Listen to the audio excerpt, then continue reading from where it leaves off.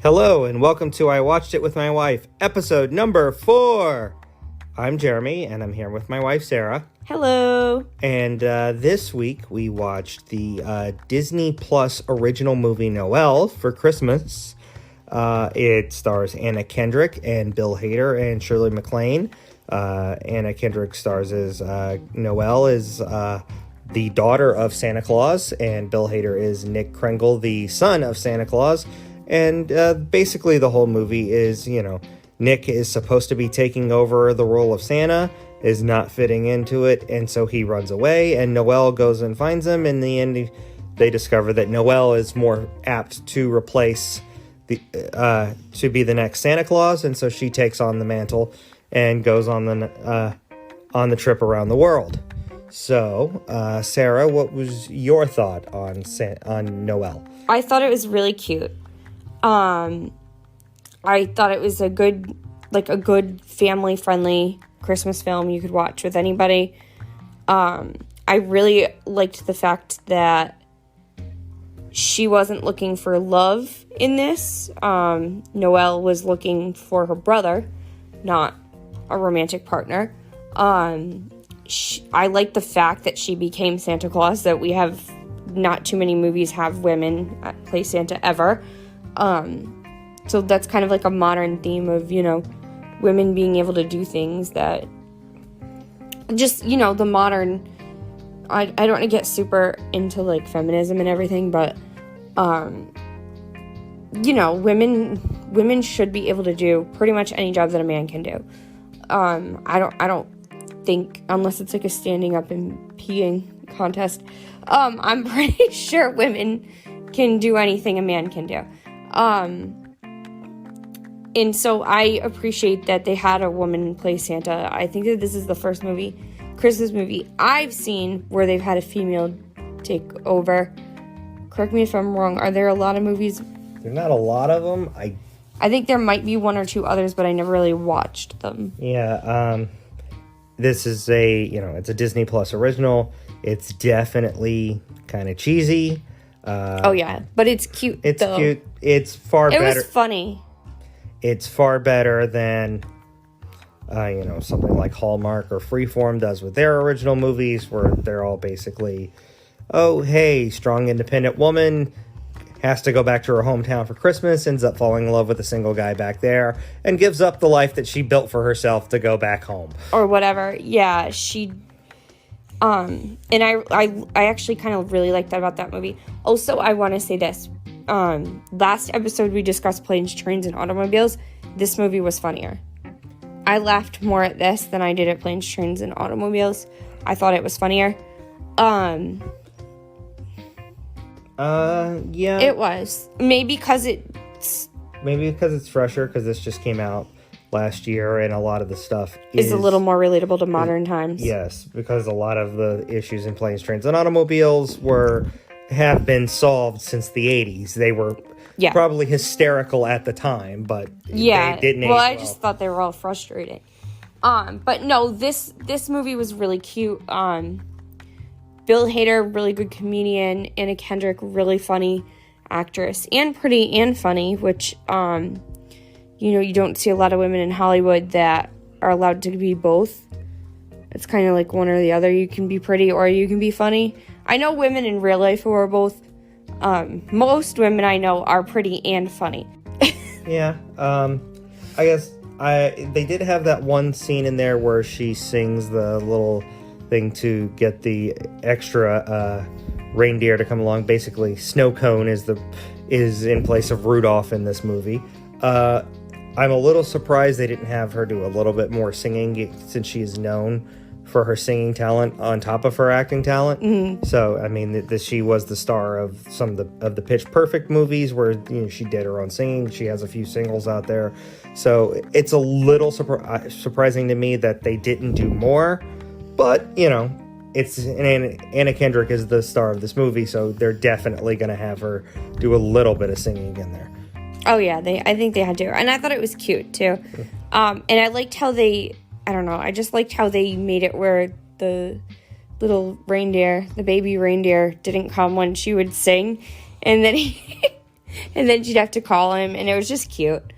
The CGI in this was really bad, though. The CGI reindeer were yeah, that's the kind really of stuff bad. that I thought was cheesy. Yeah, it's all the practical stuff looked great. But you know, and I understand this is not a Marvel movie. It's not heavy. It's not a Star Wars movie. It's not heavy into CGI, so they probably weren't too worried about that. But they could have made those reindeer look more real than they were. No, I thought the reindeer were fine. They didn't look real, obviously, because, well, you know, it's really hard to find reindeer right now. They're all at the North Pole, I guess. But no, it was, I don't know. I didn't mind that. That was part of the cheesiness, but I didn't mind it. And even, some of the jokes were really cheesy. They were all very Christmas related. Yes. But it was cute, though. And there were a lot of other messages with it, like the spirit of Christmas, which, you know, that's in every movie, but that's important to remind people of that, especially this time of year. This is a hard time of year for people. And a lot of focus on the family. Yes. You know, family first. Family first, instead of focusing on, you know, romantic entanglements. They focused on the relationship between a brother and a sister, and it was very nice. Yeah, I definitely agree with that. I just liked the movie a lot. I thought it was really cute. It was cute. It was fun. It is, I'm not going to sit here and say it's the best or funniest Christmas movie I've ever seen, but it was a perfectly enjoyable way to spend 90 minutes. I would definitely watch it again. Yeah. I don't know, you know, it's the thing, if you said, oh, pick a Christmas movie to watch, it wouldn't be one where I'd say, yeah, I want to watch that necessarily. No, but if it were on or whatever, or if someone's like, I haven't seen it and they wanted to see it, I'd be oh yeah, let's check this out. I would definitely watch it with them. It's fun, it's enjoyable, it's cute, it's nothing too over the top, got its flaws, but it's got its strengths as well. Yeah, I think like you said, I think the only flaw was like the CGI. I don't know, that didn't bother me. There really wasn't much that bothered me, and I don't know, I liked this movie a lot. I'd say it's probably in my top 10 Christmas films. I would have to go back looking through each of them. I don't know where it would rank. For me, I would probably put it in my top 10, but I would have to think really hard about this list. I haven't thought about it. But what is your favorite Christmas movie, Jeremy? My favorite Christmas movie... I know what it is, but you know. Yeah, is National Lampoon's Christmas Vacation, followed closely by Die Hard, but... I've never seen Die Hard, and I don't think it's a Christmas movie. There are two types. Just because something happens in December doesn't mean it's Christmas. There are two types of people in this world: those that recognize Die Hard as a Christmas movie, and those who are wrong. At least that's what the meme says. Just because something happens in December doesn't mean it's Christmas. Other things happen in December besides Christmas. He saves the world. I'm just saying. Saves Nakatomi Plaza, but anyway. Okay. But that's beside the point. But my favorite Christmas movie is Christmas Vacation. I love the Griswold family. I love all four of the Vacation movies. So Chevy Chase is a horrible person, but he's an excellent comedic actor. And you know, that's the version that actually has Rusty and Audrey in it. The kid that plays Rusty actually grew up to be Leonard on The Big Bang Theory, and then and he was also David on Roseanne, and then the girl is Juliette Lewis. But we're getting into other stuff. Yeah, we're getting way too deep into that movie. Yes. What is your favorite Christmas movie? My favorite Christmas movie is the cartoon version, the old cartoon version of How the Grinch Stole Christmas. That is a classic. Short, sweet, to the point. That's part of why I like it. Also, it's just really like a cute movie. And again, it's another one where they're not looking for romance or love. Also, my second favorite Christmas movie would be Home Alone. Home Alone's definitely high. Yeah, if you don't like Home Alone, you're weird. So those are two of my favorite Christmas movies. Now, do you have a least favorite Christmas movie? Oh. Like, what Christmas movie do you really not like? I tried to watch the movie Four Christmases one year with Vince Vaughn and Reese Witherspoon, where they end up trying to spend part of Christmas with each of their parents. Each of their parents are divorced, so they're going to each one through four. It's it's supposed to make you feel better about their relationship or whatever. It's just not good. I mean, I like Vince Vaughn. At least I liked him in Dodgeball and Wedding Crashers. I like Reese Witherspoon and a bunch of stuff she's been in. It's just it's a bad script, and you can get the most talented people in the world, and you will not get a good movie out of a bad script. Yeah, I guess I have not seen that. And I will not suggest that one to you. If we end up watching that on here, it will be your suggestion. I have not seen that. My least favorite Christmas movie would be Fred Claus. Another Vince Vaughn Christmas movie. I thought it was really sad. I have not actually seen Fred Claus. I didn't really like it, but it's ironic though, because the plotline is similar to Noelle, isn't it? Where they're more looking for their brother, over who's gonna be Santa or whatever, versus a brother and sister. So I'm gonna have to rewatch that because I didn't like it at the time that I watched it. It's possible they went too heavy into the sad part of it. Maybe maybe I just like this one better because it's like super strong female led. And that could be why I like Noelle better. Between the two of them we just said, though, it just sounds like Vince Vaughn shouldn't be making Christmas movies. He should stick to Dodgeball. I think he's a really good actor, though. Vince Vaughn is a good actor, but I only know of 2 Christmas movies that Vince Vaughn has made, and we just listed them as our 2 least favorite. Well, maybe he'll be in Home Alone 18 or something. Oh, dear God. There are 5 Home Alones, and I've seen 4 of them, and I wish I hadn't seen a few of them. Maybe Vince Vaughn can do Home Alone 18 and, make it better again. And he can explain how the dad got the house. Organized crime. Anyway. Well, yeah, he can explain, how the dad got the house, the dad's actually a world-renowned heart surgeon or something. Mob boss. Definitely mob boss. Chicago mob. Anyway. Oh, you and your crazy theories. Anyway, but, alright, so let's move on to our special segment here. Snacks with Sarah. My favorite segment. So today's snack we had shrimp cocktail. I know it sounds fancy, but it's not. The shrimp was just, frozen shrimp that we thawed in the sink. And I had cocktail sauce from World Classics, right? Like the store brand, the Big Y brand, but the bougie one. I will take your word for it. I just know it was cocktail sauce. I got the store-bought cocktail, and to make it a little special, since we're watching a Christmas movie, and I want to make it festive, so the shrimp is red. So I put a little bit of lemon juice on the shrimp and some dill, so you get your red and green Christmas colors. And the cocktail sauce is red also. And I put a little bit of sweet and smoky, like the McCormick seasoning. Just a little bit of that I mixed into the cocktail sauce. So it had a good, kick to it, but a little bit of a sweetness with a zing. And I think it hit the palate pretty well. And then tonight, my beverage of choice was what did I drink? I have it right here. A Cider Boys Blackberry Wild hard cider. Pretty good. Yeah, and then I had the Cider Boys Apple and Orange Mimosa hard cider. That one was really good as well. Yeah, I would highly recommend, if you haven't tried Cider Boys hard cider and you're over 21, to try it. It's really good. I will definitely buy more of their hard cider again. Yeah, I think I like it better than the Reds. Yeah. I think I might even like it better than some of the Angry Orchards. So I liked that one a lot. All right, now to our rankings. How would you rank Noelle on a scale of 1 to 10? Because it's a Christmas movie, I don't put Christmas movies in the same ranking as I do other movies. I have a whole different rating scale because Christmas movies are supposed to be cheesy. A little bit. Tell me they're not.